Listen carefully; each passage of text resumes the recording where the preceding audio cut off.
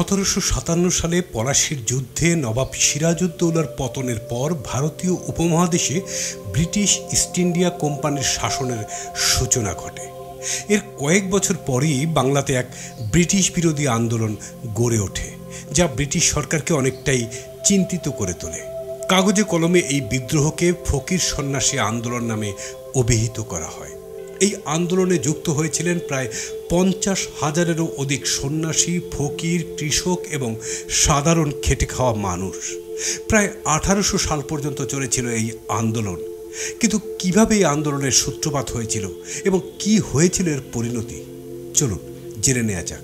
Welcome to my channel mystery of history.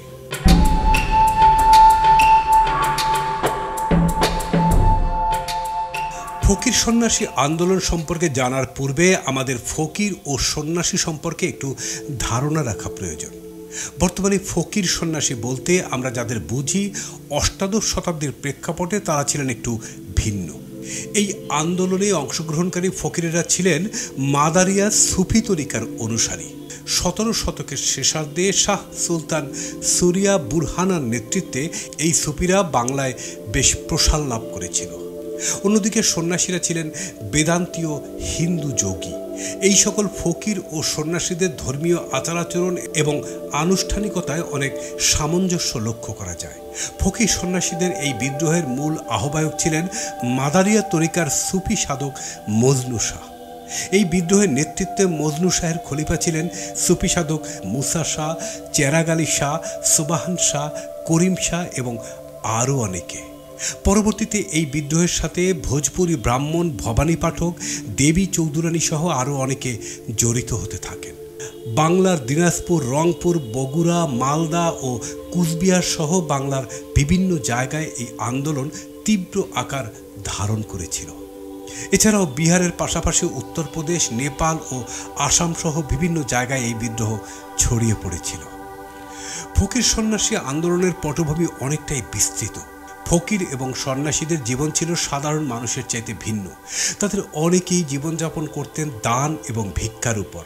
এছাড়াও অধিকাংশ ফকির ও সন্ন্যাসীরা লাঠি, বল্লম ও ছোড়া জাতীয় অস্ত্র সাথে রাখতেন। পাশাপাশি এই ফকির সন্ন্যাসীরা দলবদ্ধভাবে থাকতেন। এর ফলে কোম্পানি শাসকদের চোখে ফকির সন্ন্যাসীদের সব কার্যকলাপ মোটেই মনোপুত হলো না। ফকির সন্ন্যাসীরা তখন ছিল কোম্পানি শাসকদের আয়ত্তের বাইরে। সেই কারণে এই সকল গোষ্ঠীকে নিয়ন্ত্রণ করার জন্য বিভিন্ন পরিকল্পনা করতে থাকে ব্রিটিশরা। 1765 সালের দিকে কোম্পানি বাংলা ও বিহারের দেওয়ানি বা রাজস্ব সংগ্রহ শুরু করে। ফলে কোম্পানির চোখে ফকির সন্ন্যাসীদের দান গ্রহণ অবৈধ হয়ে পড়ে। তাই তারা জনসাধারণের নিকট থেকে কোম্পানি কর্তৃক অনুমোদিত অর্থ আদায়ের উপর নিষেধাজ্ঞা প্রয়োগ করে। অন্যদিকে ফকির সন্ন্যাসীদের অবাধ চলাচলের উপরেও কোম্পানির নজরদারি বাড়ানো হয়।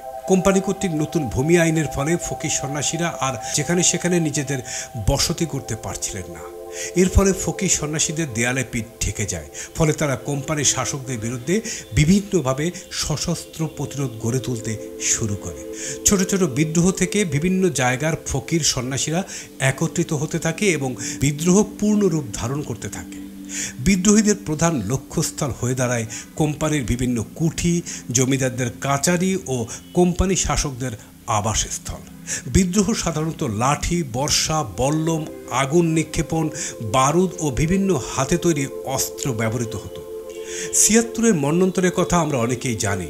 বাংলা 1176 এবং ইংরেজি 1770-এ বাংলার বুকে এই দুর্ভিক্ষ হয়েছিল বলে একে 76-এর মন্বন্তর বলা হয়। ফকির সন্ন্যাসী বিদ্রোহে 76-এর মন্বন্তরের বিশেষ ভূমিকা রয়েছে। এই দুর্ভিক্ষের সময় অসংখ্য গরিব কৃষক মারা যায়, গৃহহীন হয়ে পড়ে হাজার হাজার মানুষ। এই সময় সাধারণ জনগণ এবং কৃষক শ্রেণী একত্র হয়ে ফকির সন্ন্যাসী বিদ্রোহের সাথে একাত্মতা ঘোষণা করে। ফলে এই বিদ্রোহের বিস্তৃতি ধীরে ধীরে বাড়তে থাকে। 1772 সালে ওয়ারেন হেস্টিংসকে ভারতের প্রথম গভর্নর জেনারেল হিসেবে প্রত্যক্ষভাবে শাসন কার্যের ভার তুলে দেওয়া হয়। হেস্টিংস তখন কঠিন সব নীতি নির্ধারণ করতে থাকেন। যে কোনো বিদ্রোহ বা অনৈতিক কর্মকাণ্ড কঠোর হাতে দমন করা হবে বলে ঘোষণা দেন। এছাড়াও ফকির বা সন্ন্যাসীদের কোনো প্রকার অস্ত্র বহন করার উপর নিষেধাজ্ঞা আরোপ করেন। এই ধরনের দমন নীতির কারণে ফকির সন্ন্যাসী সহ সাধারণ মানুষেরা আরও বেশি ক্রুদ্ধ হয়ে পড়ে। ফলশ্রুতিতে আন্দোলন আরও বেশি জোরালো হতে থাকে। এই বিদ্রোহের কয়েকটি উল্লেখযোগ্য ঘটনার মধ্যে 1763 খ্রিস্টাব্দে দিনহাটা রামানন্দ গোসাইয়ের বাহিনীর সঙ্গে ইংরেজ লেফটেন্যান্ট মরিসনের যুদ্ধ বিশেষভাবে উল্লেখযোগ্য। 1769 খ্রিস্টাব্দে নেপাল সীমান্তে ইংরেজ সেনাপতি কিতকে হত্যা করে বিদ্রোহীরা। 1773 খ্রিস্টাব্দে রংপুরে ক্যাপ্টেন টমাস নিহত হন সন্ন্যাস ফকিরদের আতর্কিত আক্রমণে। তবে এই ফকির সন্ন্যাস আন্দোলনে গুরুত্বপূর্ণ ভূমিকা পালন করেন মজনু শাহ। তার নেতৃত্বেই মূলত ইংরেজদের বিরুদ্ধে সুসংগঠিত আন্দোলন শুরু হয়। তিনি প্রথমেই অনুধাবন করেন এই সংগ্রামে সকল ধর্মমত নির্বিশেষে সকল মানুষকে একত্রিত করতে হবে। তিনি প্রথমে সুফি দরবেশ ও যোগী সন্ন্যাসীদের মধ্যে ঐক্য স্থাপন করেন। তিনি অবিরাম বিহারের পশ্চিমাঞ্চল থেকে বাংলার পূর্ব প্রান্ত পর্যন্ত অসংখ্যবার ফকির ও সন্ন্যাসীদের একত্রিত করার জন্য ঘুরে বেড়ান। এর পাশাপাশি তিনি বিভিন্ন পেশাজীবী মহল ও সাধারণ মানুষের স্বতঃস্ফূর্ত সমর্থন লাভ করেন। দীর্ঘ 26 বছর ইস্ট ইন্ডিয়া কোম্পানির সাথে ছোট বড় বিভিন্ন যুদ্ধে মজনু শাহ নেতৃত্ব দেন। তার সুদক্ষ যুদ্ধ পরিচালনায় বাংলার বিভিন্ন স্থানে সফল অভিযান পরিচালনা করেন। এসব অভিযানের মাধ্যমে তিনি কোম্পানির বিভিন্ন কুঠি থেকে অর্থ, অস্ত্র ও অন্যান্য হরেক ধরনের জিনিসপত্র লুট করে নিতে সক্ষম হন। ব্রিটিশ শাসকরা তখন তাকে তন্ন তন্ন করে খুঁজতে থাকে, এমনকি তাকে ধরিয়ে দেওয়ার জন্য অনেক টাকা পুরস্কার পর্যন্ত ঘোষণা করে। মজনু শাহ 1786 সালের দিকে ময়মনসিংহে কালেশ্বর এলাকায় এক অভিযানের সময় লেফটেন্যান্ট ব্রেনানের কাছে পরাজিত হন এবং ভীষণভাবে আহত হন।